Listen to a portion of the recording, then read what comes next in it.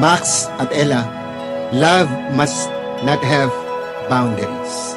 You will show your love at each other.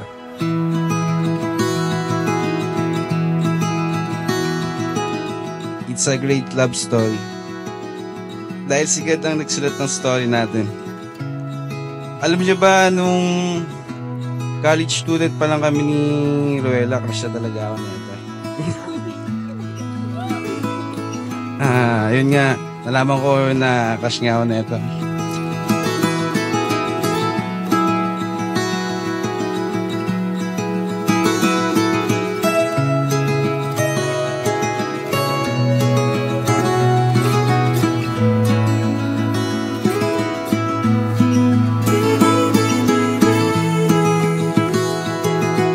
Niligawan ko na siya. Kinausap ko siya. Ayun. Sabi niya sa akin, nung niligawan ko siya, study first daw muna. Sablay. My friends knows that very well na hindi na talaga ako into relationship. I was already contented of years being single.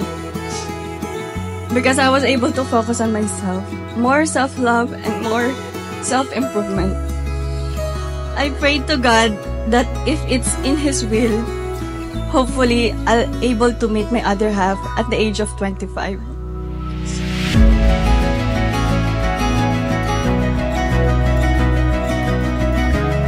Yes, sakto po. 25 ako ngayon. Yung first time na nakita ni Max sa school sa Ella, walang haling biro pero nagustuhan ng ganito. And hindi ko alam talaga na niligawan niya pala yung that time. Siyempre yan eh. Dami nagkakagusto sa kanya eh. Mga kasabay niya, mga tourism pa yan. Siyempre mga gwapingis, matatangkad. Diba? Ano lang ako eh. Komedyante lang ako eh. Pero totoo naman, study first talaga siya. And then ayun, ni-stop ko after 3 years na di kami nag-usap. Nagulat ako, pandemic days yun na heart react siya sa post ko. So ayun, good opportunity, chinat ko siya agad. Kinamusta? So pinag-pray ko talaga yung pagka-sabi ko pagka naging kami na ito, Lord. Yun na talaga. Hindi na, wala nang iba. Kaya lang ikaw ha. Maya wag kayo umuwi pagtas nyo kumain. Ayun no.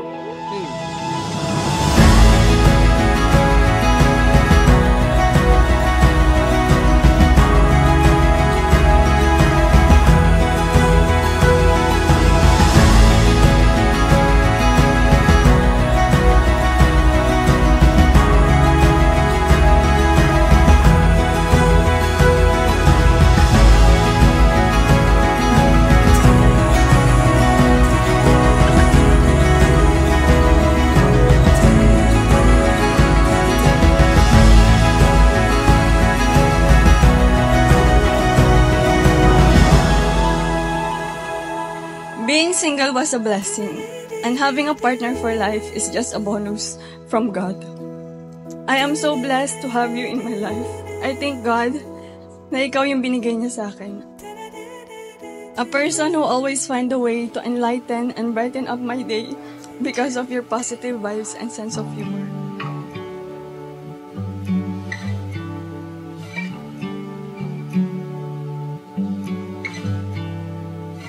Knee-jerk reaction is fight or flight. First sign of color, I run and hide. But you came like rain on a summer night, and I think you're rewiring my mind. I've been taking. Nung nakita ko siya dun sa tourism class namin, meron akong kaibigan na kakilala siya. Tapos papatulong ako na kung pwede ba na makausap ko siya, kaso ang hirap eh. Sobrang mailap. Inintuan ko na kasi study first eh. Tapos after nung 3 years, pandemic pa yun, nagulat ako, nag-react siya sa akin eh. Parang sobrang tagalan nung namin, nung usapan namin huli. Tapos nag-react siya. Chilat ko ngayon, kinamusta ko, ganito, ganyan. Malungkot daw. Kasi pandemic, tapos lagi lang nasa bahay. Ayun na, hanggang sa nakuha ko na yung loob niya, hanggang sa na parang nare-relax na siya kapag lumalabas kami. Max at Ella, kayo ay kusang loob na naparito at sa pamagitan at sa mga saksi na nasa inyong likod ay inyong pagtitibayin ang inyong tipan, ang inyong pangako, ang inyong covenant, unang-una sa Panginoon.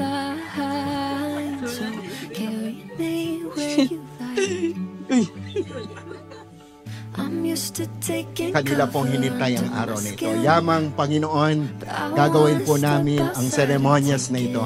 Sasaksihan at amin din pong mararamdaman ang siyang aming makikita sa hapong ito. 'Cause baby, it's like a light storm to be yours, finding freedom in the downpour. You're like a light storm, a light storm.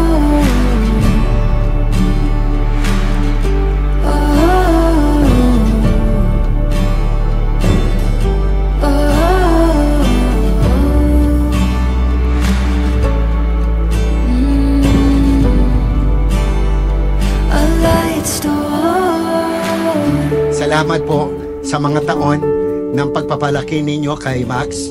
Salamat din sa mga taon na pagpapalaki nyo kay Ella. Hindi nila ito malilimutan. At magiging ito'y isang napakalaking memory sa kanila na habang sila'y nabubuhay, merong isang magulang na umakay na katulad. Si mama, si papa, super supportive sila. Wala masasabi.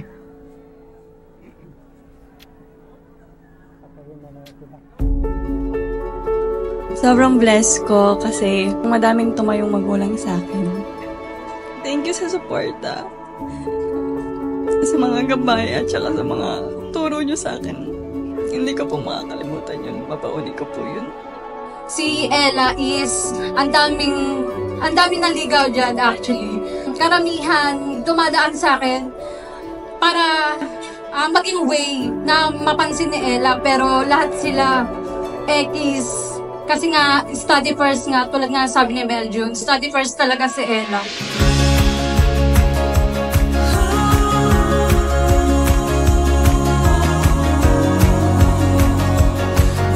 So magkakaroon po tayo ng gender reveal today.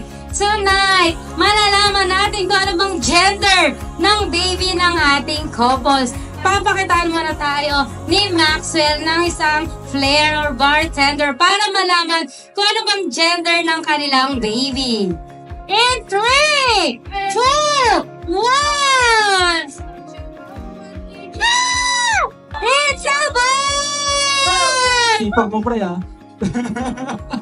Di ba, na-busted ka na, pero thank you dahil hindi mo rin sinukuhan yung kapatid ko. So, nakita ko talaga kung ano yung intention mo, tsaka yung pagmamahal mo sa kanya. So, yun lang, ang gusto ko lang is ingatan mo siya, gaya ng kung paano namin siya inangatan, although kambal kami, pero sa puso namin siya kasi yung bunso. In the name of God, I take you, Ruela, to be my wife, to have and to hold from this day forward, for better or for worse, for riches or for poor, and sickness and health. I will lead you to a life God has planned for us, and I will protect you. I will love and cherish you until death do us part.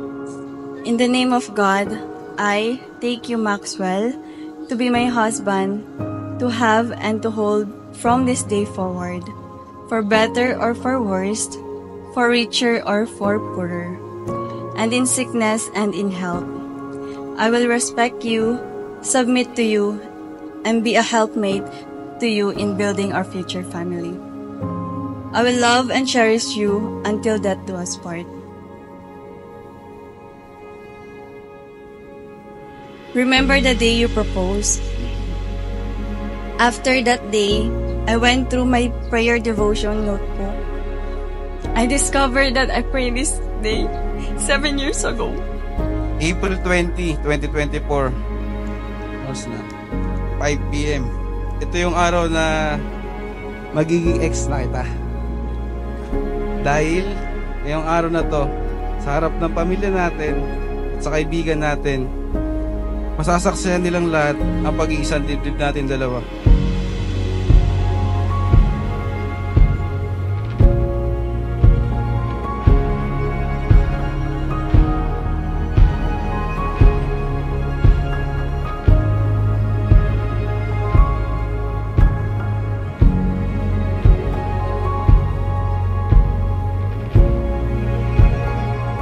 Today, as we start our new chapter in life, I do promise to love you endlessly.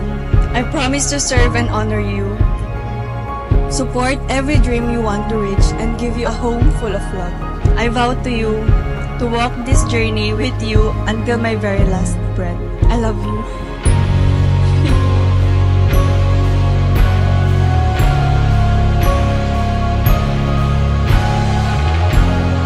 Pinapangako sa'yo at sa harap ng pamilya natin na nandito sa seremonyang ito, naalagaan kita. Magiging successful tayong dalawa. Thank you for being there for me, especially in times that I needed the most. Thank you for being patient and understanding when there are times that I am stubborn and uneasy to love. Thank you for all the efforts you did since day one until today. Thank you, love. Ngayong hapon, ikaw, Maxwell, Kinagi, at Ruela, Serafin, Fortuna, ngayon ay magiging kinaging, ay akin ang idinideklara na kayo ay ganap ng mag-asawa. Bahala ka na, Max, para kay Ella. Kiss lang ha.